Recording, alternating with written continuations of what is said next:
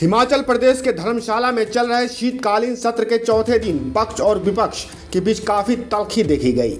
विपक्ष ने जहां हिमाचल प्रदेश के बेरोजगारों के लिए नौकरियों के मुद्दे को लेकर सदन के बाहर प्रदर्शन किया, तो वहीं जवाबी हमले में कांग्रेस के विधायकों ने 15 लाख रुपए की मांग की।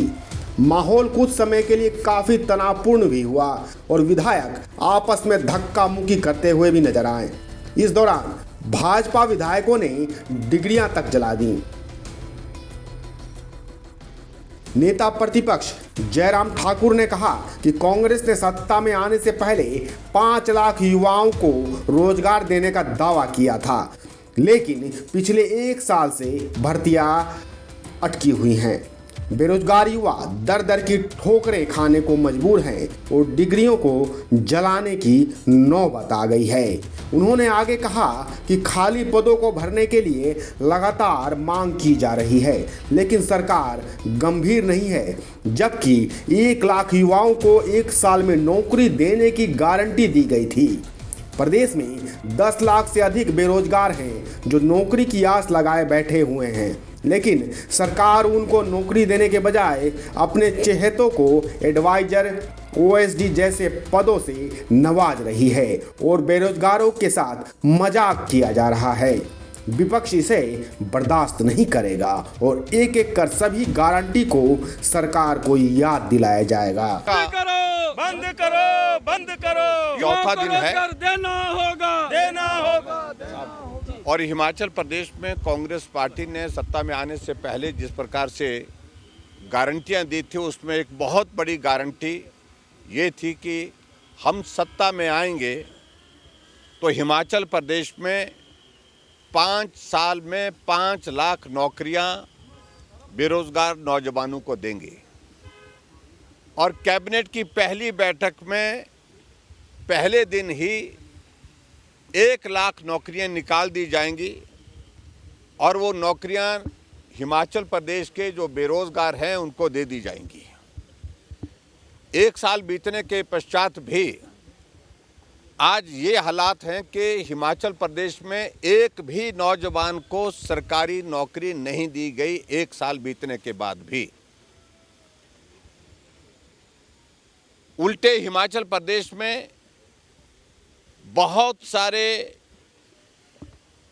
बच्चों ने जो हजारों की संख्या में नहीं लाखों की संख्या में हैं, जिन्होंने एग्जाम दे करके रखे हैं, उनके रिजल्ट अभी तक नहीं निकले हैं।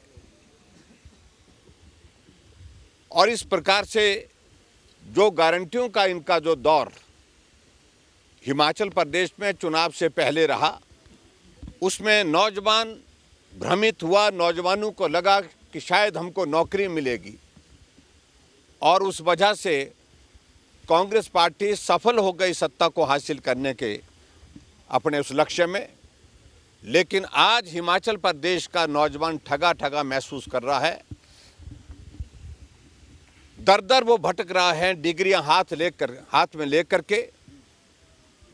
और हिमाचल प्रदेश में ये परिस्थिति आपके सामने है कि जो आउटसोर्स में लगे हुए हमारे कर्मचारी जो बहुत छोटी राशि से ही अपने परिवार को पालते थे, पोसते थे, उनको नौकरी से निकाल दिया। और ख़ास तौर से जो कोविड में लगे हुए लगभग 2000 बच्चे जिन्होंने अपनी ज़िंदगी को संकट में डाल करके दूसरे की ज़िंदगी को बचाने का काम किया, उनको 8 महीने से उनको सैलरी नहीं दी गई और 8 महीने से सैलरी ना देने के साथ साथ में उनको नौकरी से भी निकाल दिया गया।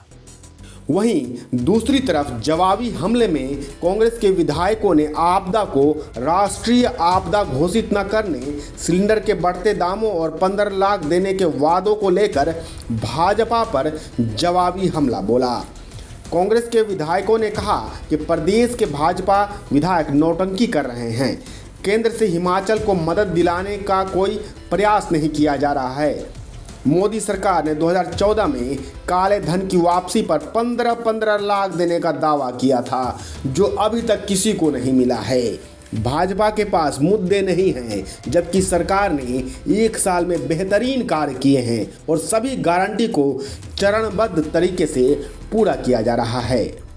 लगातार 3 दिनों से भारतीय जनता पार्टी के लोग जिस प्रकार से प्रदेश की जनता का ध्यान बांटने की कोशिश कर रहे हैं और मनगढ़ंत बातें कर रहे हैं, उसी के मद्देनज़र रखते हुए आज हमने कांग्रेस पार्टी के जो विधायक हैं उन सभी ने आज निर्णय लिया कि क्यों ना इनको इन्हीं की भाषा में जवाब दिया जाए।